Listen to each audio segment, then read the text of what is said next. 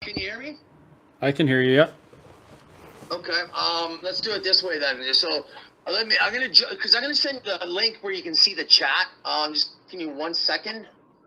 Well, I put you on speakerphone, so I think whoever's watching should be able to hear you as well. Okay. Well, I'm just gonna jump in there because there's a chat. People can actually join in the chat with this. Okay. Let's just find out. Okay, guys, I'm in the chat. Can you let me know if this is working, please? Sai, are you there?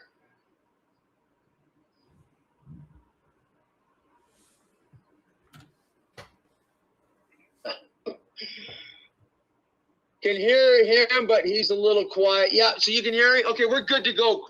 Chris, I'm going to have to yell a little bit at that, I guess. I don't know. Okay, anyways, let's start from the top. It's working. My intro music I played out, but the technical gremlins that live in my brain are infecting my computer. I am the guy that did teach my AI ADHD. Remember that. Live from the rabbit hole, I'm DJ Jesse Hudson. This is Jesse Reads the News, where we say fuck the what and ask the why. Tonight, my guest is Chris Scott, none other than the owner of the Whistle Stop Cafe in Mira, Alberta. The guy that took it on the chin, stood up, fought back for his rights and the rest of Canadians' rights during the COVID lockdown. Mr. Scott, welcome to the show. Yeah, thanks. Thanks for having me. Sorry, we're running into so much trouble, but I guess that's par for the course with our lives, eh? Yeah, well, it's you know, if everything was easy and life was easy, you know, I guess we would live in a utopian society, but that's just not the case. We'd all be fat and lazy and forget how to take care of ourselves if it was too easy. Well, it's funny that you mentioned that, because that's actually going to segue into something here. I want to point out, I have this list on my wall, and people, like, I posted a picture of it a week ago or so on Facebook. The first item on there is fix the world. And it made it even easy enough for fat and lazy people to do it. And that's actually stay at home and don't go to work. But that's a story for a different day. So I want to talk to you a bit about the experience, because a lot of people here who are listening through the rabbit hole and through Kick, you know, are familiar with you, I'm sure. But tell us a bit about your experience. What was the tipping point that pushed you over to take the stance you did originally and put you on essentially in the political arena? Well, the tipping point was really, it was the end of my bank account. Like, I was a new operator, and you know, I'd had a restaurant for 6 months, and then the government told me I wasn't allowed to have customers. So that's what did it. It was a fight or flight thing, right? I had a choice between fight or just flee and let everything go, and I chose to fight. That was it. Well, I will say to you, thank you. As a Canadian, I will say thank you, because you took a stance when a lot of people didn't. And you know what? I used to live in Alex. I remember when you took over the Whistle Stop. I used to come there. I used to buy gas. I had friends live in Mirror, and it's a great restaurant, by the way, people. You need to go there. It's good stuff. Cool. Thanks. You're welcome. I posted all your stuff on socials today, too, because I thank you for doing this. So now you were pushing. I haven't dove too deep into it because I want to talk to you about it. I want to hear about it firsthand. I like people seeing my reaction more so. So I know you're talking about Alberta, Western Canada in separation or what have you. Tell us a bit about that. Like, what is your vision there?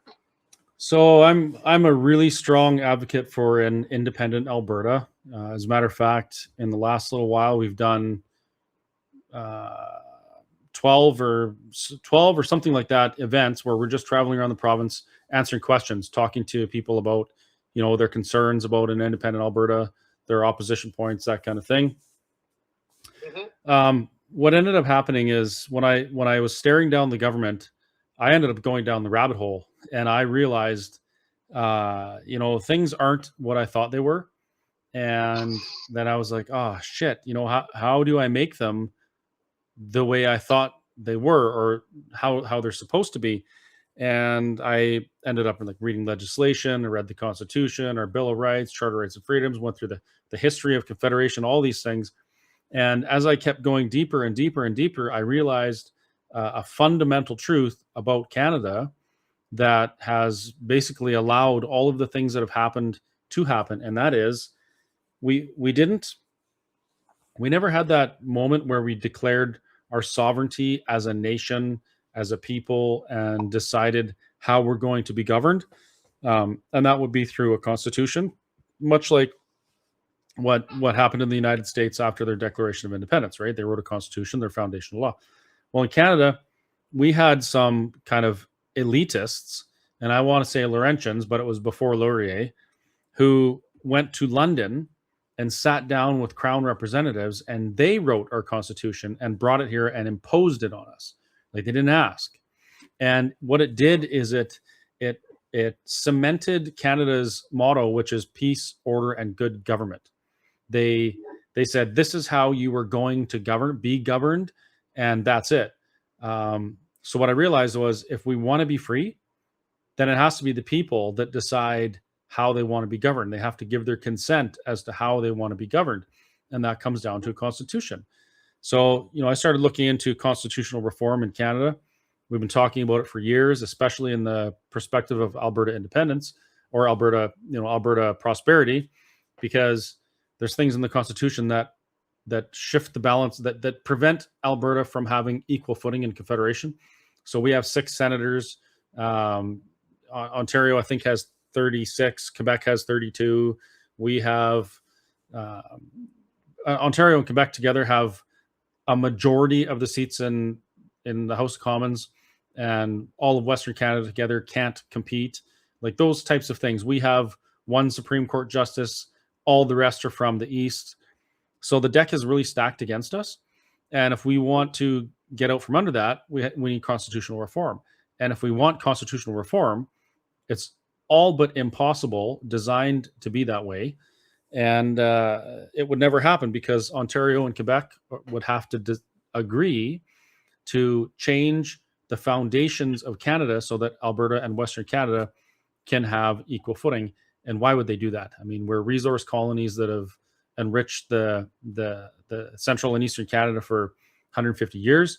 And I don't think that's going to change anytime soon. So the only other option is to do what people do. And that is, we get the people together. We exercise the will of the people through a referendum. We say we no longer consent to being governed this way, and we do it ourselves. It's not the first time in history, nor will it be the last.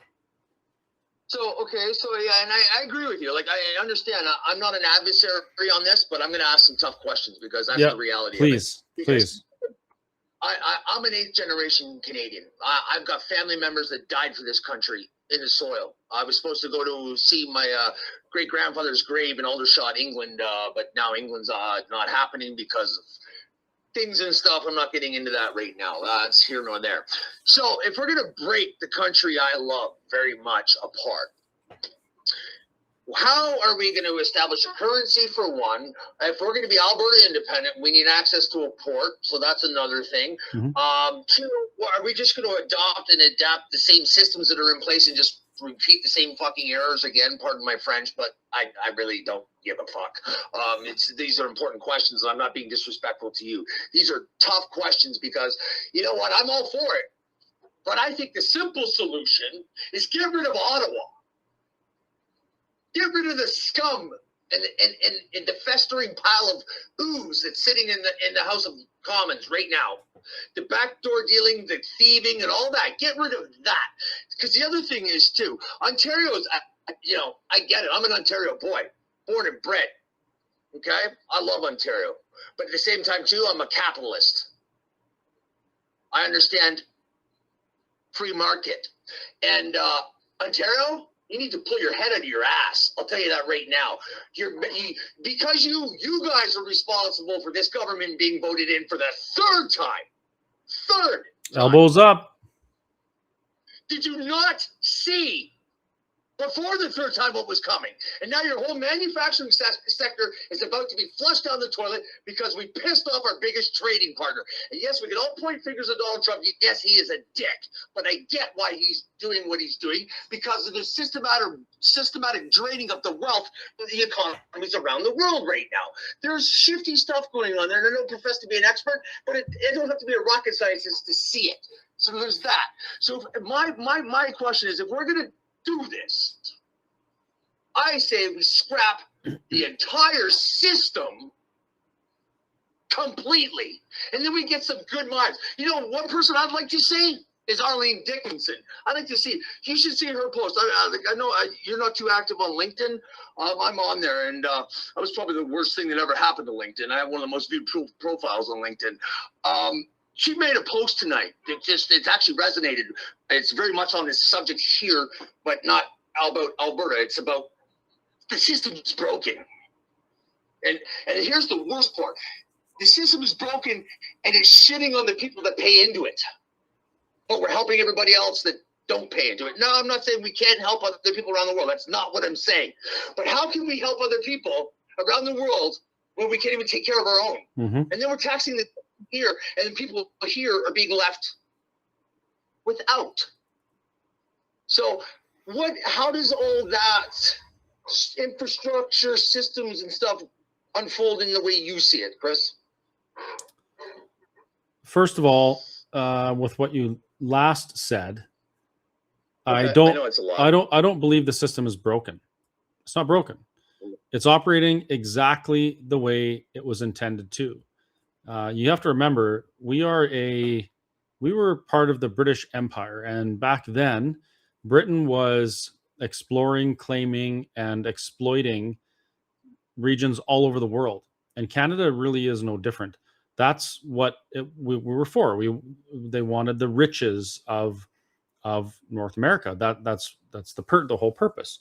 At the time when the Dominion of Canada was created and things started shifting and Britain started claiming sovereign control over the rest of Canada, there was also a huge push from the United States to annex a lot of this. Like the United States wanted Saskatchewan and Alberta, the territory, actually the Northwest Territories. We weren't always Alberta and Saskatchewan.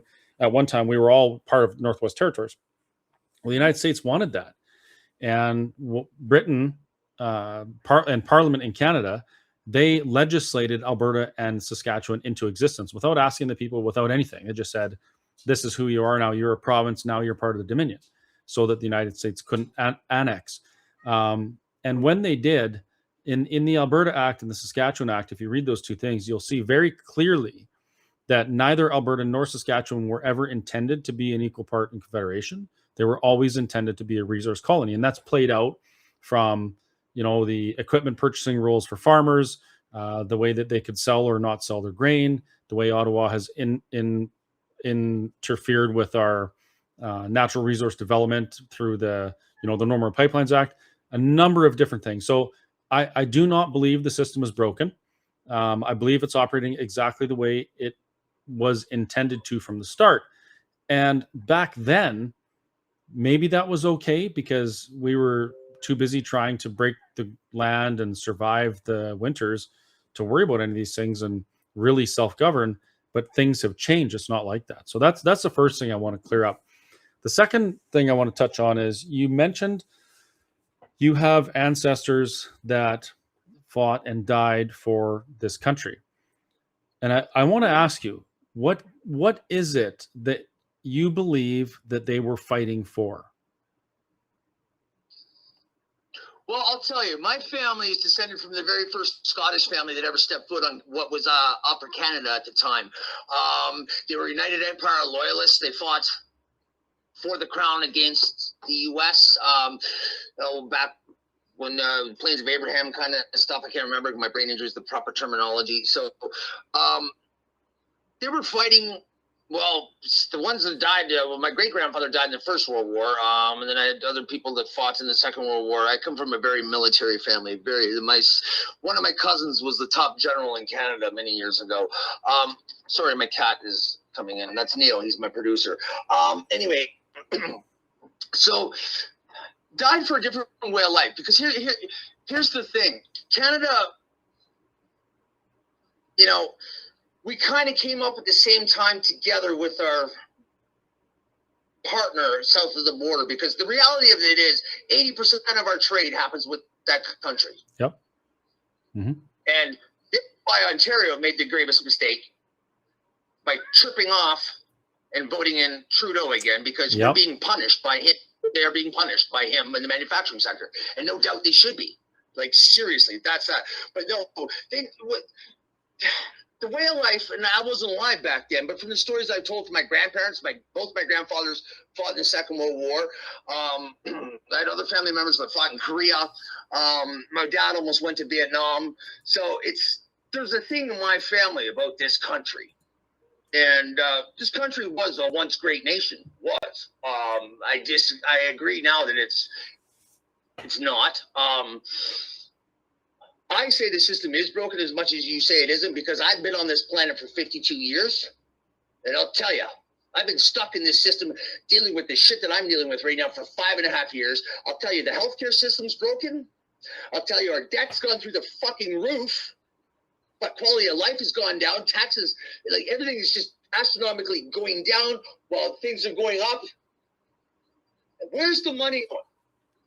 So the system is broken because systematically money is being bled out of the taxpayer's pocket. I don't give a fuck what part of the country you're in.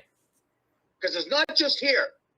I got a friend down who lives down east. I got tons of friends in Ontario who are pissed off too. Trust me. Because once you get into that core 416 area where the liberal strongholds are, it's a different tune when you get up into cottage country in northern Ontario. It's very similar to here. Mm-hmm. I think the system is broken because you know what? Nobody's being accountable. Because why is nobody asking the question how Justin Trudeau walked out the door with almost $800 million?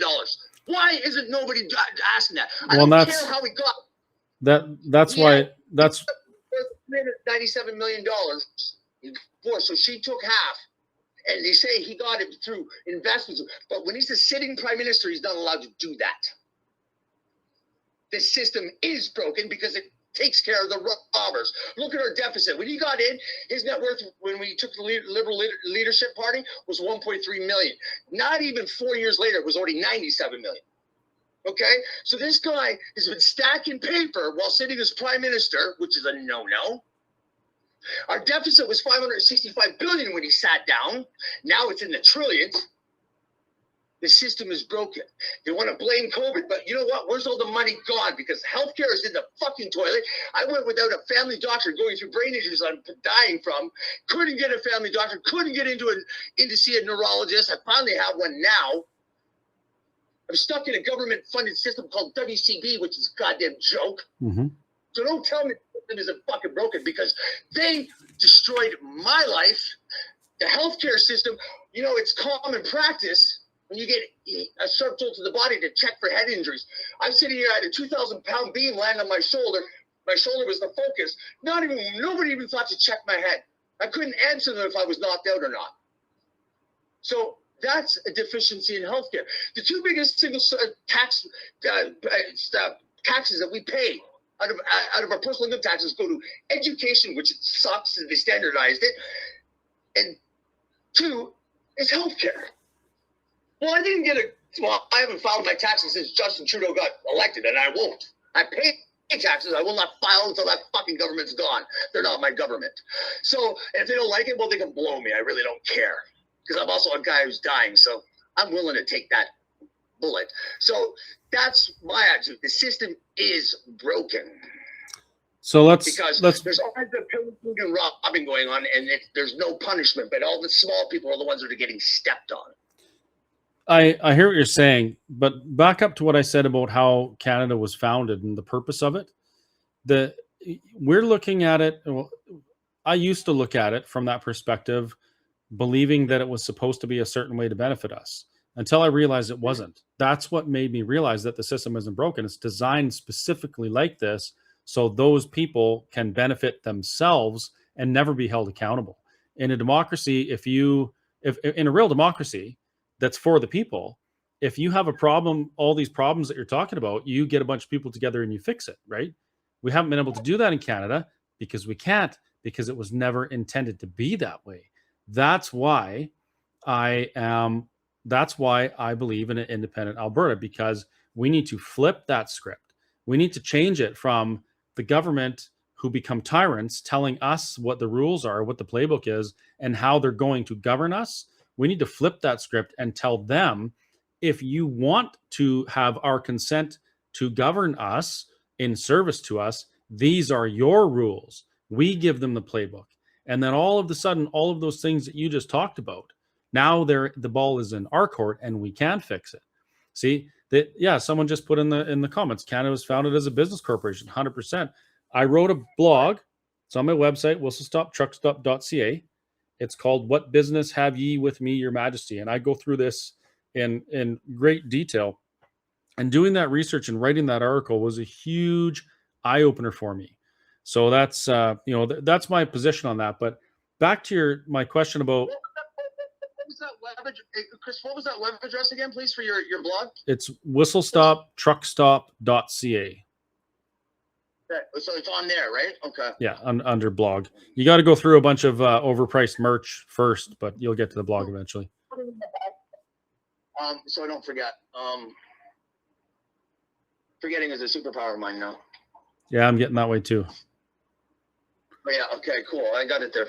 All right. So here's another thing too. I'm not sure if many people know, and I'm sure if you on your deep dive, a lot of the provincial and federal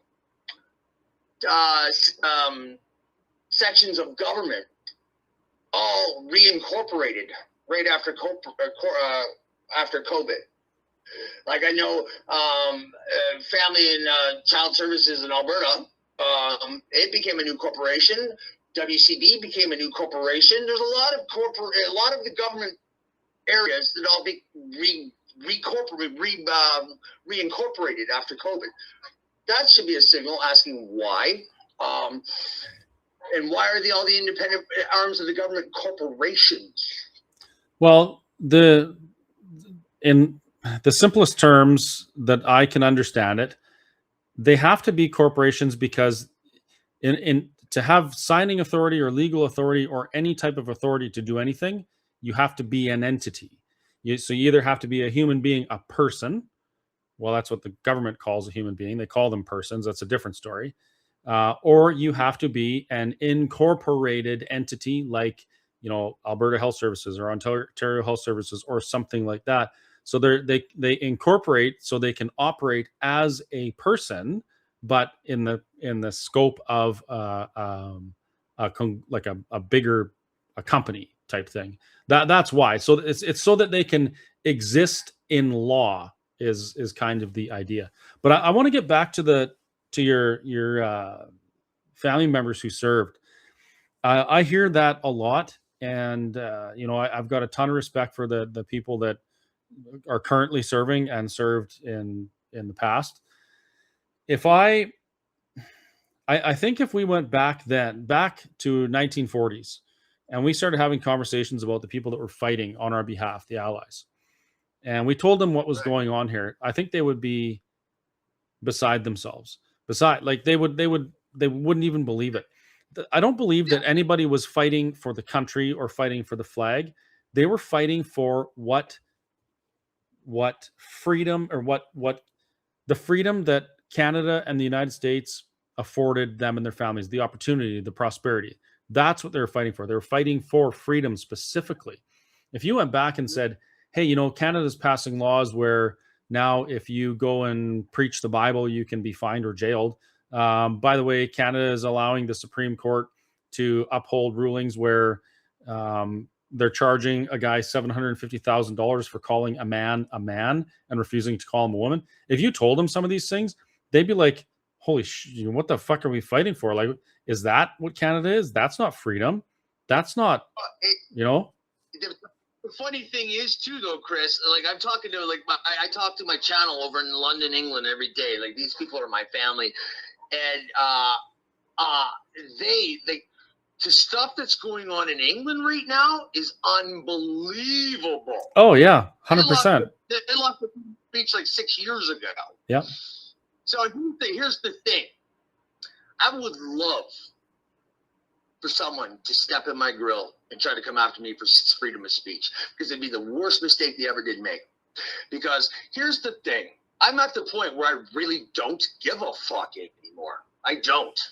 I don't have my family anymore. It's kind of by design. There's other things and stuff like that, because I kind of knew the path I was going to end up going, and the way the trajectory the planet is on right now is unbelievable, and we're going into a full scale war. I don't care what anybody says. And if you don't think that, you're naive, because part of this too. Here's the thing, and to go back to what I was saying about the corporations, like all the corporations reincorporating.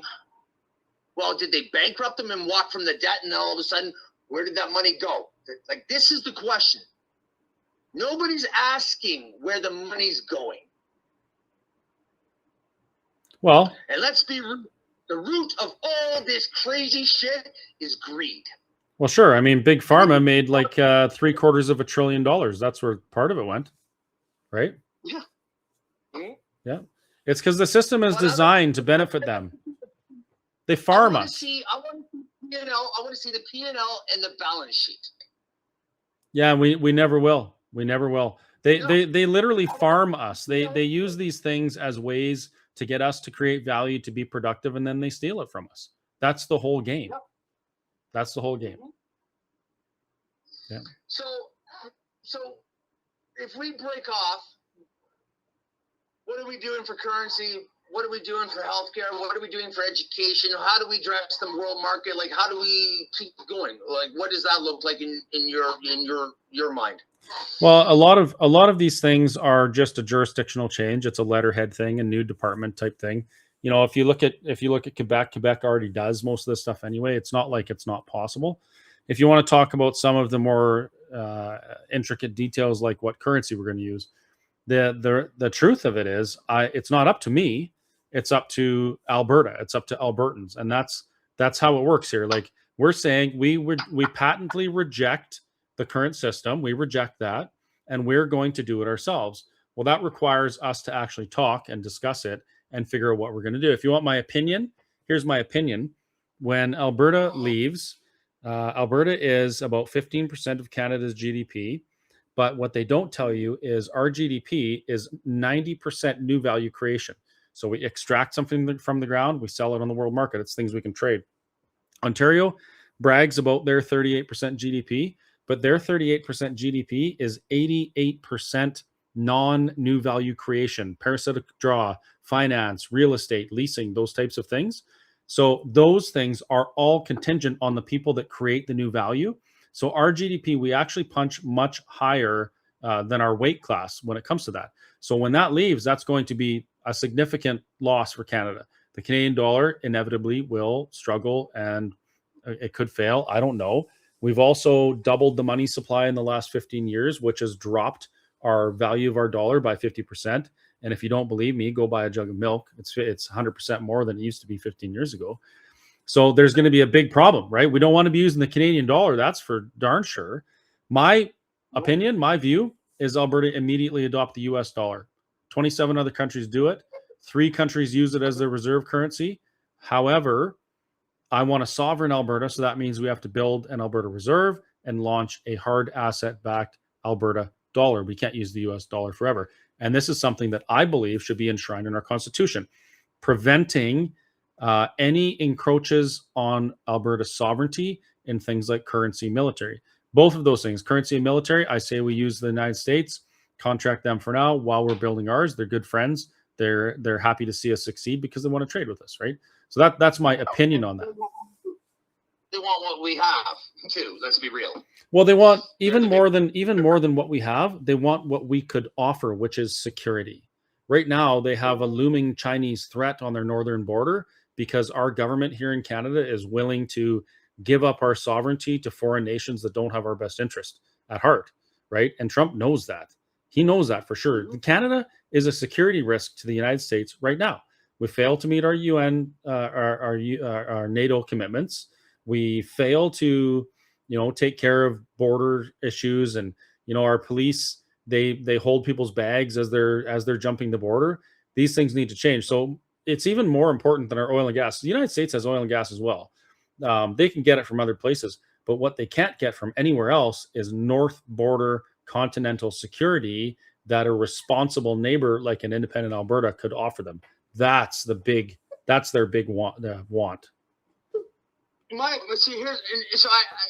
Automatically, I would agree with the U.S. currency, but the problem is the volatility, and this kind of is where I want to segue to, because I want to talk to you about the world stage right now and what the temperature of the climate in the world. And I'm not talking climate change.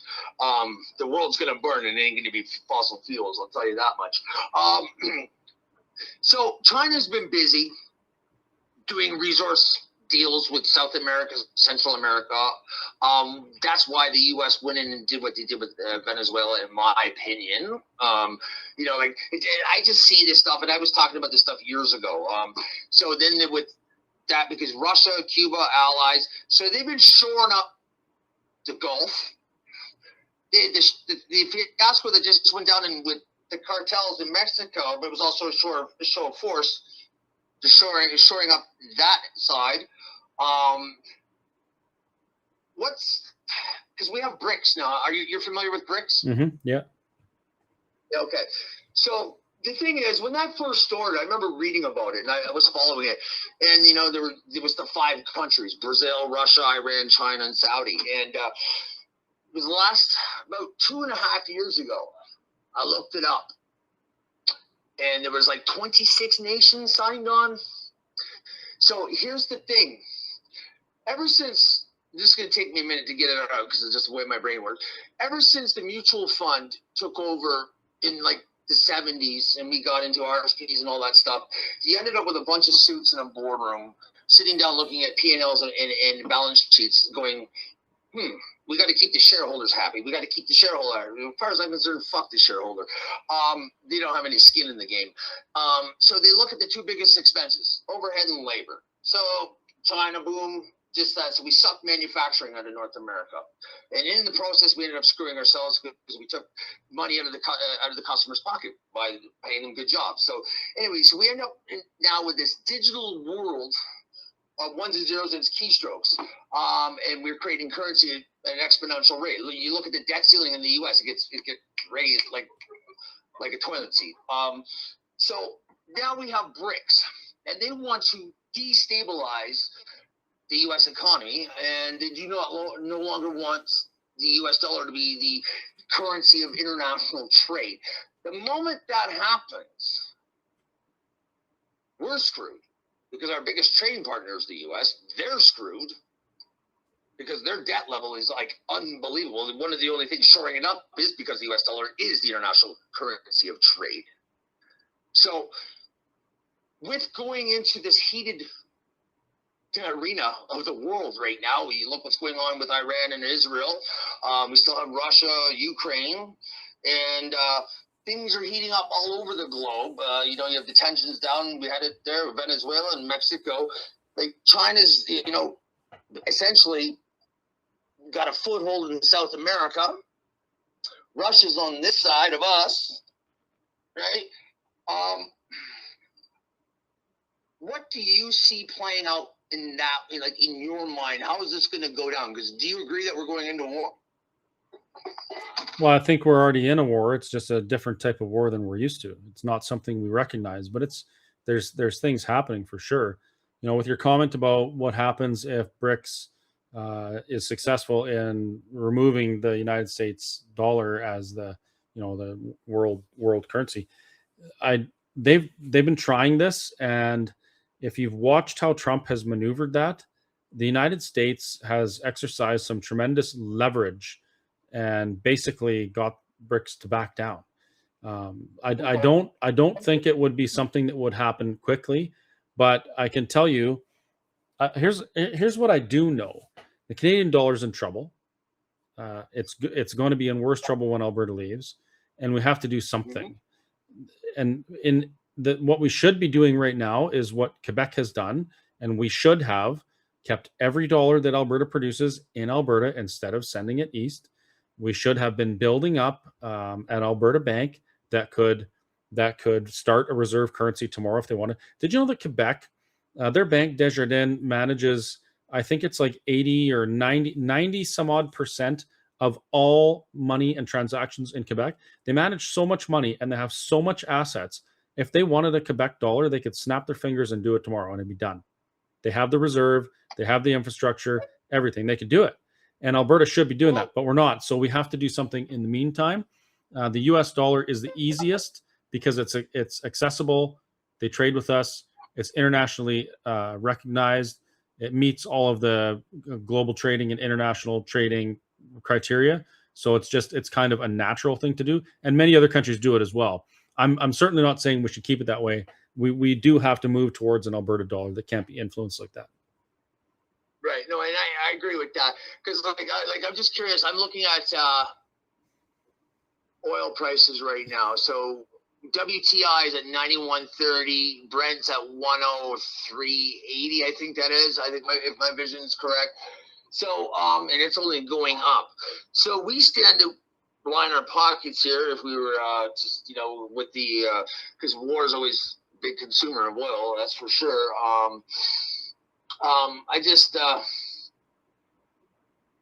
I don't know. Because honestly, you just educated me on something about BRICS. Because I really I honest to God, Chris, I stopped watching the news because it is one of it's such a distraction. It's so depressing. And here's the thing: the first two times I did the episodes of Jesse Reads the News, I didn't even make it to a half an hour before I was pissed off and almost having a seizure. I bet. I believe it. Yeah.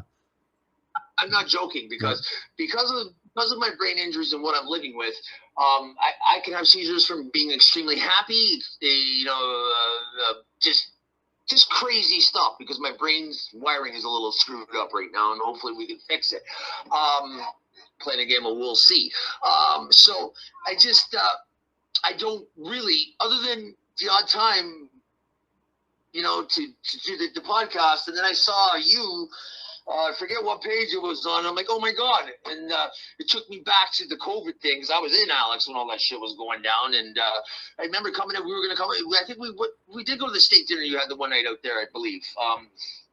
I can't remember. Anyway, but it's like, and I was like, yeah, I want to talk to you because right now, I think we're at a precipice. And I wrote an article in Brains Magazine called Stepping Off the Cliff.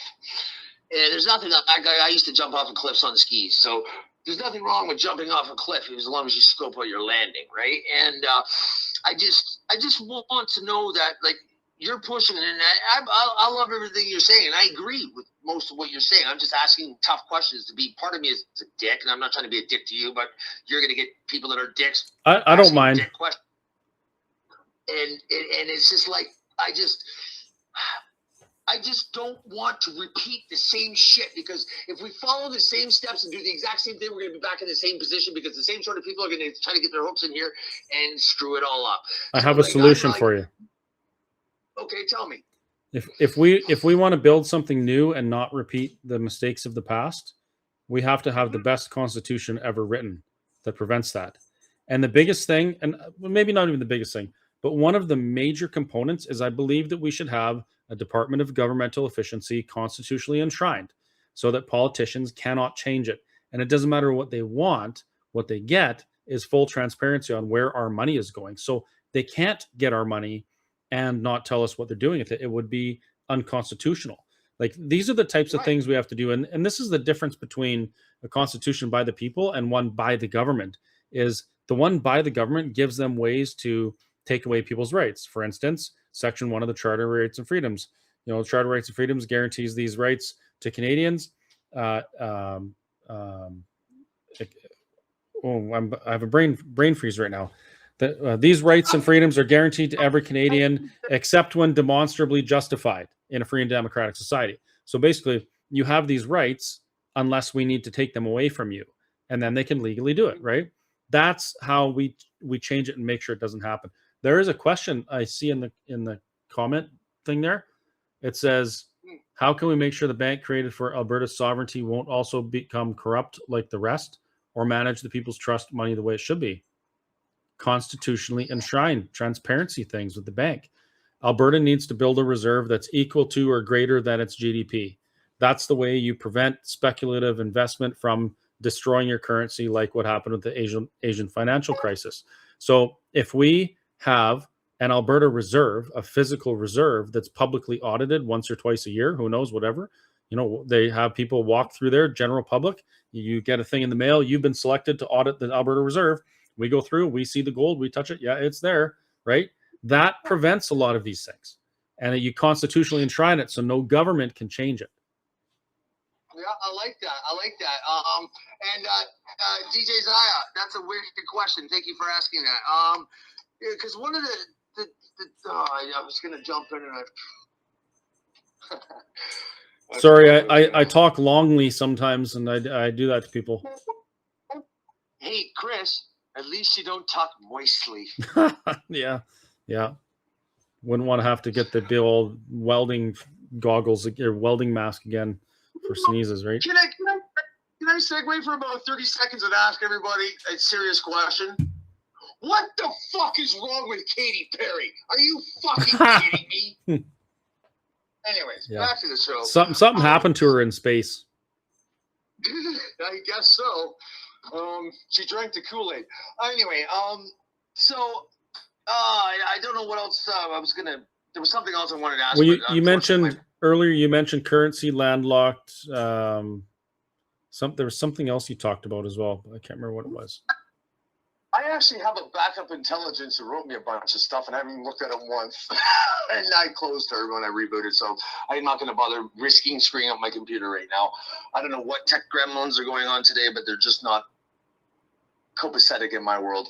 So, anyhow, I like a lot of what you're saying. So, what's in the future for you? What's going on? Are you pushing it? Are you starting a party? Like, what are you doing? Like, what's going on? No, the party thing doesn't work. In Alberta, probably in Canada, what we've seen happen in Canada is that thing called the news, that people call the news, which is actually the mass programming, has done a very good job of making people think that they have to set aside their values and principles and support things they don't agree with because they might get something worse. That's why we have a two-party system now, because everyone's so scared of vote splitting. They'll vote for a party that they don't like because it's the lesser of two evils, and it's destroyed any idea of choice. So a party isn't going to cut it. Alberta, what we're doing here, it's bigger than a political party. This is the people specifically. Not really any politicians involved, as a matter of fact. It's the people exercising their democratic voice en masse. So no, not starting a party. I've got another from April 15th until October 19th. We have about 250 events we're doing. And we're just traveling around the province, renting community halls, inviting people to have these conversations. So they're asking us the same kind of questions you're asking right now. And we just have conversations with them. Because what I've found on the topic of Alberta independence, if you're debating someone on it, Like if I'm debating someone about Alberta independence and they throw a opposition point at me, I almost like that, I can turn that around and I can turn that into a reason why we must be independent, why we need to be independent. The argument for Alberta independence is so strong. It is a very strong argument. The only real opposition to it is emotionally based things, which is really hard to, that's what's hard to deal with. But on the face of it, on the facts, Alberta independence is 100% just, it's a no-brainer for sure. So, okay, so now Alberta independence, so are we taking somebody with us? Well, if it was that easy, that would be fantastic. How do we get to water? How do we get to water? Well, the same way we do now, except we negotiate with leverage that we don't have right now, right? We're landlocked already.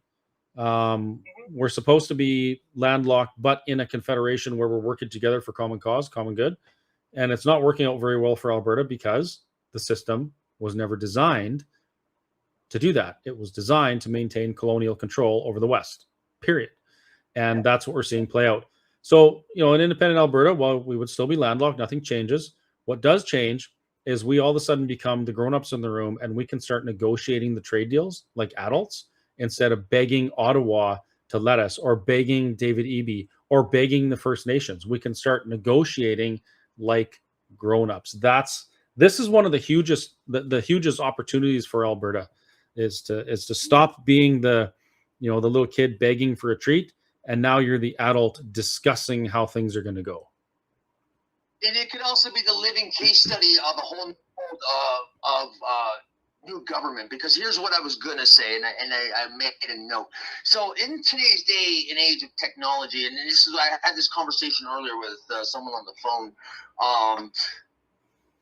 I agree with you. The party system is a fucking joke, because what government is the record. One side's this party, one side's that party. It's two sides of the same record. And once these governments, there could be politicians that have greatest of intentions trying to go into office, and I believe it. But once they get in there, it's a quagmire of cesspool. So I agree. Power to the people. Technology. Major policy decisions should go to referendum, digital referendum. I'm working with I'm working with a technology giant right now and a couple other smaller technology companies.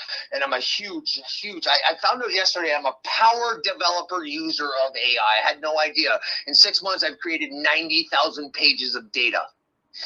90,000 pages of data, because I'm building artificial intelligence to help people like me and Alzheimer's and dementia and such like that. So if I can do stuff like that, little old me sitting here in my brain, my digital brain, well, why can't we give the power to the people so they can just go click on major policy decisions, on major expenditures of money? Not everybody can be happy all the time. So there's got to be sacrifice in that, but we got to sit down at a table, and I like that. I don't believe parties work. I think I believe in the human union, for one. We're all in this shit together, so I really don't care about your little individual things. We've got to make it good for the whole, right? I'm not talking about you, but because life became so easy in the sense that because of technology, everybody has this level of self-imposed importance. I can be this, I can be that, this, that, yeah. Well, that's great, and that's awesome that you have that freedom to do that. But right now, that's not important. Because a lot of this stuff is being used to distract us and take us away, take our eyes off of what's really happening. So that is one thing. Like one of the biggest takeaways that I'm taking away from what you're saying today. There's a lot. Don't get me wrong, but I like that specifically. And would you agree that we could use technology to give the power to the people to have the voice? Well, Switzerland already does that in some fashion. Like they have many referendums per year on all sorts of different policy ideas, and it seems to work good. By the way, Switzerland is landlocked and they're a pretty wealthy nation, so that tells you something, right? They make the best choice. Well, yeah, they got a lot going on there, and it's not perfect. It's fairly bureaucratic. They pay high taxes, and there's a lot of regulation, but they do have a good direct democracy. I think there's something bigger that has to happen, even than just having everyone be able to just look at their phone and make a decision on a policy. How do they make a decision that has the best outcome, the most chance of success, if they don't know what they're looking at? This is a problem we have, is not only an apathetic voter base, but an ignorant one. I'm 47 years old, and I only knew what a constituency association was 5 years ago. I didn't know how an MLA was nominated. I didn't know how or what a party AGM meant. I didn't know how politics worked. I didn't know my own constitution. I was 95% ignorant as to the structure that I live in, and that has to change. So we need it. And I would say, and I would advocate for, if I'm ever like, I don't know, governor of Lacombe or something in the Independent Republic of Alberta, I would advocate for education that includes civics, finance and civics. You know, you have to learn how your country works. You have to learn how to participate. You have to learn how to separate fact and fiction from what politicians want to do and what's best for the people. If we shift society from being lazy, we're going to let other people do it, oh, let's just elect this shiny new leader and he'll fix everything for us, to a society that says, hey, we're going to actually do the homework, get our hands a little bit dirty, learn about these things, and then we're going to debate in a public forum and make the best decision possible. That's how we change the current political situation. You know, you talk about the East voting Liberal, and again, third time in a row. Well, you know, Canada is liberal, is a liberal country, and our prime ministers have been mostly liberal. When the Alberta and Saskatchewan Act were done and Alberta and Saskatchewan were legislated into existence, they appointed liberal premiers. It is liberal because liberals can convince people that they need to serve them for their own good and then give them some scraps so that they keep producing for them. That was the intention. That's the intention of all of the colonial, the English, the British imperialistic ventures across the world, was to convince people that they had to support them so that they would continue to get their food box. Otherwise, they would not survive. And we can flip that script with the Constitution and by making sure people are informed about these things and even know who they are as human beings. Like they still have this idea that government gives us our rights. Well, that's bullshit. I was born with them. It's the government's job to affirm that I have those rights and respect it. And that's the difference. It's a mental switch that has to be flipped. And if that switch isn't flipped, we're going to do the same things over and over again. And I totally agree with you. And the other thing is, too, the government, we don't work for the government, and the government works for us, and they seem to forget who the fuck puts them there and whose money they're taking, and that's for damn sure. That's one bone of contention I have. But the other thing that's systematically happening around the world, too, is they're bringing in people in from less fortunate places around the world under the term refugee, which, yes, some of these people definitely do need help. But the thing is, when these people get here, they're handed a check and they're given a quality of life that's probably a lot better than what they fled. So are these people naturally ingrained to be beholden to this government? I don't know. We'll see. These are some of the questions and things I'm asking. And I want to stay in touch with you. I don't drive, obviously for obvious reasons because of seizures.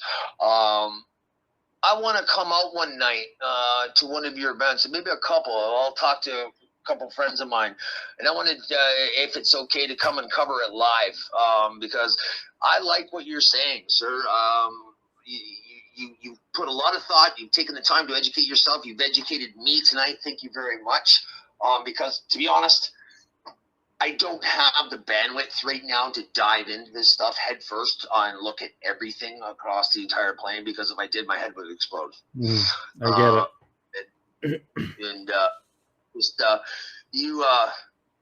My hat is off to you, Mr. Scott.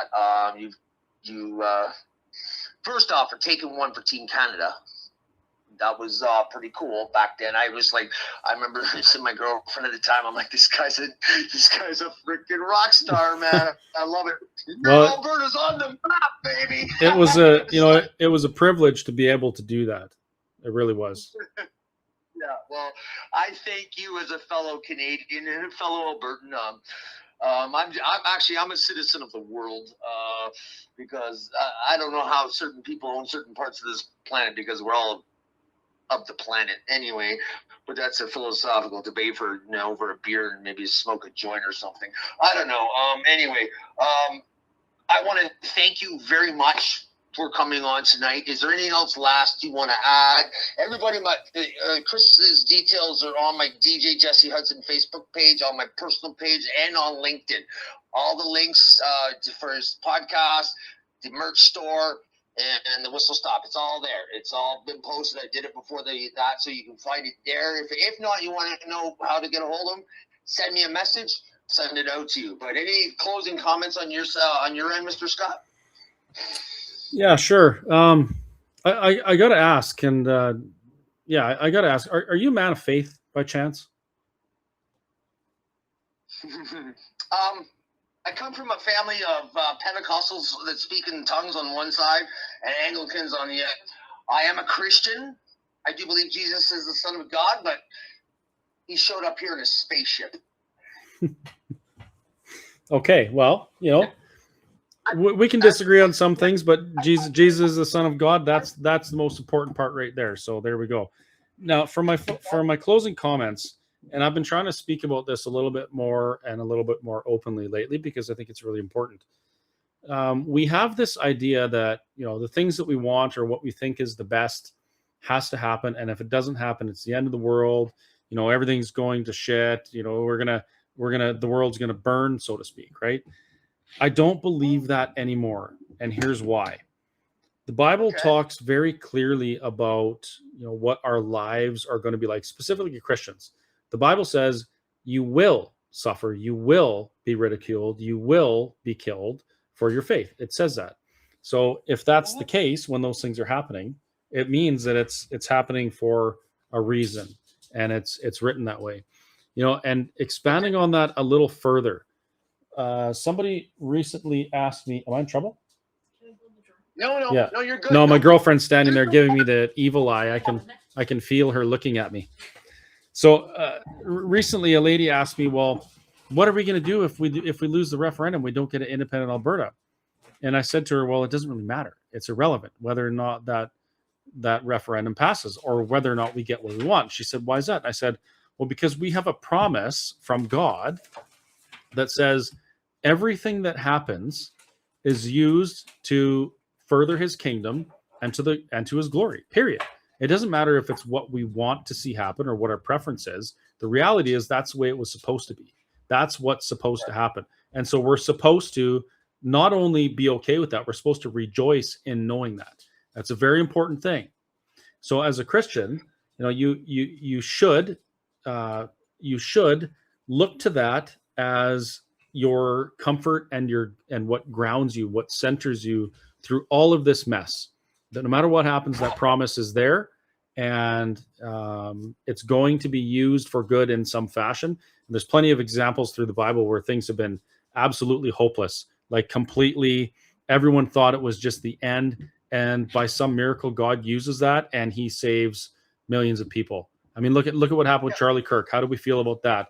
And then look at the revival and the people that came to Christ after that. It was used to His glory. So that's what I want to close with is, we get bogged down worrying about what things are going to be like, and we need to get back to our roots and focus on the promise that was made and understand that no matter what happens, we're not alone, not just because we have each other, but because we have a God that cares for us, even though we're a speck of cosmic dust. That's the most important thing to remember. I'm going to respond real quick to that, and then we're going to shut her down. And I agree with you. And it's one thing, as I said on this podcast, we'll never really get into religion because that is one fire starter every after another. You know that. It was intended to be, yeah. Yeah. So, but here's the thing: whether you're spiritual, which I am spiritual, I go out every morning, 5 o'clock in the morning. I make a tobacco offering, and I stand there and I talk to the skies. Religion is a very personal thing. It's whatever your beliefs are for you and you alone. Because here's my problem. I studied religions in school, and I hope you're not Catholic, because I have a real bone to pick with the Catholic Church and its parishioners. Because here's an organization. Now, I'm not saying all the people are bad, but in a day and age when the only thing we truly vote with is our dollar, okay? If you go in and tithe to that organization after all the sexual abuse scandals, after, in my opinion, you're saying it's okay. If you want that to change, stop giving them their crack, which is money, because I don't give a shit. The Vatican is foul. I have no issue with any other denomination of Christianity other than the Catholic Church, because that shit there and what they've gotten away with, it shouldn't even be in existence anymore. I'm sorry. That is my stance. And this is why I don't do religion. Christianity, no problem with that. You take the Catholicism out of the equation, I'm good. Because I haven't liked that church since I was in high school. Yeah. I have my reason. Yeah. I have my reason. And that's all. So the thing is, you can talk about, you know, the revelations, the four horsemen, and spiritual world. They talk about raising the vibration, the fifth dimension. It's all, when I studied the modern world religion, modern religions in grade 13, you know, the four, Islam, Judaism, Buddhism, and Christianity. When you strip away and you look at the core message, they're very similar. Very similar when you look at the core message. And then what happens is people manipulate the message as a control mechanism and to serve a purpose in a lot of cases. Mm-hmm. There are good churches out there, don't get me wrong. You know, the Center Street Church in Calgary is one of the best churches I've ever been into. I love that church, man. It's unbelievable. I haven't been into that new one that was up in Lacombe over by Timberwolf or whatever that, over by Mackenzie Ranch there, when you're coming down off the backside of the industrial side, over behind Tim Hortons. That looks like a nice place. And so, you know, some of the Seventh-day Adventist people, Lyle Notice, he was my neighbor, and he's one of the big Seventh-day Adventist pastors, and that guy is really cool. There's nothing wrong with Christians. There's nothing wrong with organized religion, as long as it's for the people and not to control and then have institutions pull for the money out of people's pockets and do nefarious things. And that's like anything. Yeah. I hear you. And just, you know, for me, there's a very clear distinction between religion and faith. You know, I talk mostly about faith and the truths of the Bible. The religion that people build around it and the denominations, that's a different thing. My focus is on the truths that I find in the Bible that can apply to my life and make my life better. Yeah, no, and the last thing I'll say to that is I watched a movie with Gabriel Byrne and Bridget Fonda called Stigmata. Oh, yeah. There's a line at the end of that movie when Buddy's possessed and he's possessed by Christ. And he's like, I'm everywhere. I'm under every rock. I'm every tree. My church, sir, and I'm sure you're going to attest like every other Albertan, head west, stand on the valley floor, look at God's creations. That's church. When something is 16 or 20,000 feet and you're this big on a valley floor, yeah, there's a power greater than me. With that, I have nothing else to say. I want to thank you. If you last closing comment, thank you to everybody locked on. I will have this downloaded. I'm going to edit out the technical gremlins part of the episode. Yeah. We uploaded the DJ Jesse Hudson YouTube channel. And again, Christopher Scott, thank you so much, sir. You are a true legend of this day. I really admire what you've done and what you're doing. So keep on keeping and keep on fighting the good fight. And one love and plur, as I say, because it's a rave culture terminology as a DJ of 37 years. So that's what I'll say to you. So I can't thank you enough for doing this. Glad we were able to stick it through and make this work. And it's been an absolute pleasure talking to you. Thank you. And I'm actually going to one of these days I'll get out to the whistle stop. It's hard for me to get around because I don't drive. So well, I can always come and visit you too. So just give me a heads up and we'll make it happen. However, I am Jessica and I are heading down to Kansas this week. We have a convention for the company that deals with that matured hops stuff that I've been promoting. So we'll be there for a week, and then I'll be back early April. Kansas City, or it's actual Kansas City, or? Well, we'll be in St. Joseph for 3 or 4 days, and then the last 3 days we'll be in Kansas. Okay, I used to travel quite a bit. Kansas is a great place. I love it. Yeah, never been. I'm looking forward to it. Awesome. Well, thank you very much. Have safe journeys and travels. Let's connect when you're back. And I'm taking off east anyways. I'm waiting for my travel agency to get back to me tomorrow. Either they're going to help me out or I'm going to roast them online. Just, I'm sick and tired of people taking advantage of the brain damaged guy. So, yeah, we'll see what that day brings tomorrow. So, again, be well. Thank you very much. All of my rabbits, thank you for listening. This is DJ Jesse Hudson. You've been watching Fuck the What, Ask the Why. Jesse reads the news. Mr. Scott, thank you. Have yourself a good night. And you too, Jesse. Okay, take care, sir. You too. Good night. Bye-bye. Oh my God. Oh, remember when I'm offline, your sound might go because I'm still on Facebook with you. Yeah. Oh, I'm checking the stream right now, so I'm gonna reboot everything. So all right. Thank you though for that. Yeah, of course. I forgot. Yeah. Okay. Good night.